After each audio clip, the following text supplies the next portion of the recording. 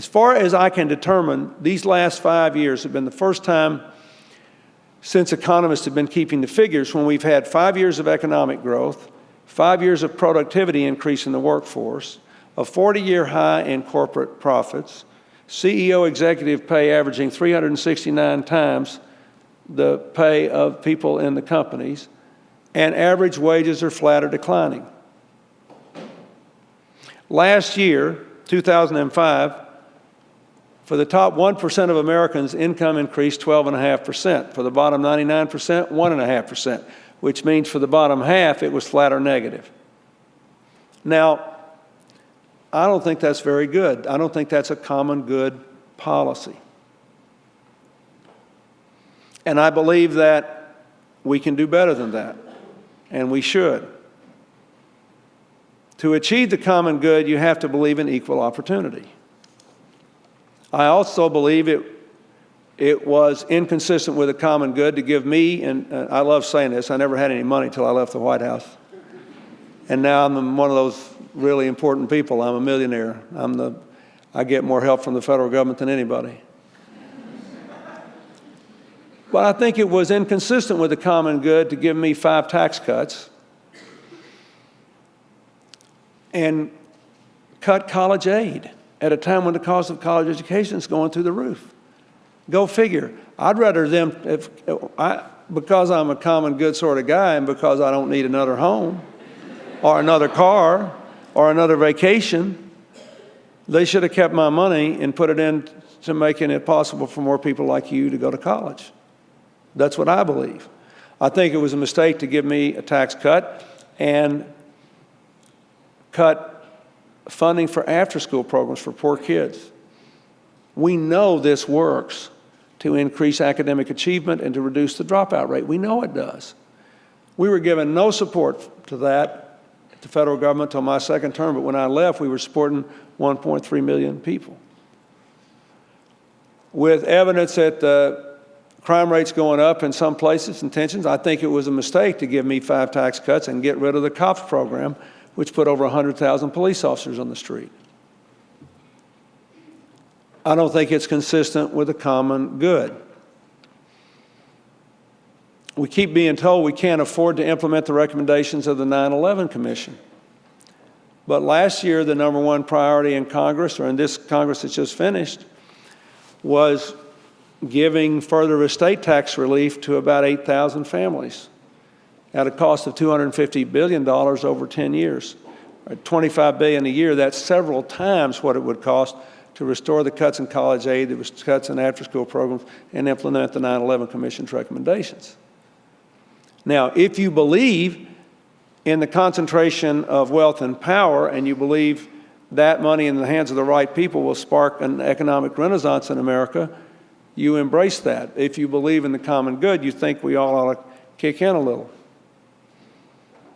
I'll give you a tougher example. I was often criticized by people in my own party, by liberals, for being so tight-fisted in insisting on running a balanced budget and trying to get a surplus.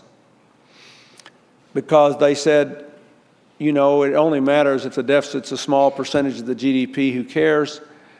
And if you'd spend this money, we could send even more kids to college. We could provide even more health care. We could do even better. So I was criticized, if you will, to my left. My reasoning was twofold. One is, if you get the deficit down and keep it down, interest rates will be so low, you'll be giving another couple of $1,000s a year to working middle-class families. And two, the baby boomers are fixing to retire, and they will impose a great burden on society when they quit working. So if we were running a surplus for several years and paying down our debt, we would stabilize Social Security by putting the interest savings into the Social Security Trust Fund and have the funds necessary to meet whatever health care challenge was there. But that's a common good theory. And again, people can argue whether I was right or wrong, but I believe it was right. Now we have added about $3 trillion to the national debt. We have a trade deficit annually. It's more than twice as big as the budget deficit. And I think there's another common good question. Is it in the interest of the common good for the United States to borrow money every day from China, Japan, South Korea, Saudi Arabia, and the United Kingdom to finance my tax cut and our soldiers in Iraq and Afghanistan. That's what we do. We basically knock on the door of these banks every day and say, this is a weekday. We'll say, can you give us a little more money to pay for Bill Clinton's tax cut and our soldiers in Afghanistan and Iraq? We don't use those words, but that's what it is. And we say, our kids will pay you back. Now, to me, that's not consistent with the common good. Our 10th biggest creditor, you know our 10th biggest creditor is? Mexico. So we're having all these big debates now about immigration. But we know whatever you think should be done there, and I have my own views, but we know one thing. The overwhelming majority of these poor Mexicans that pour across the Rio Grande River, wherever they can get across every day, are coming to this country because they can make more money here, and they send a bunch of their money home to their mothers and fathers and their children. Whatever you think about it, no one disputes that, right?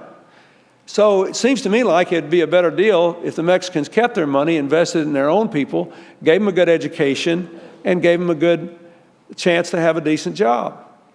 Even the Chinese have enormous problems in rural areas where I work with AIDS problems in trying to stabilize the economy of rural areas, keep everybody from moving to the cities, and manage their growth. There was a story in the paper yesterday that they're about to get $1 trillion in cash money, the Chinese.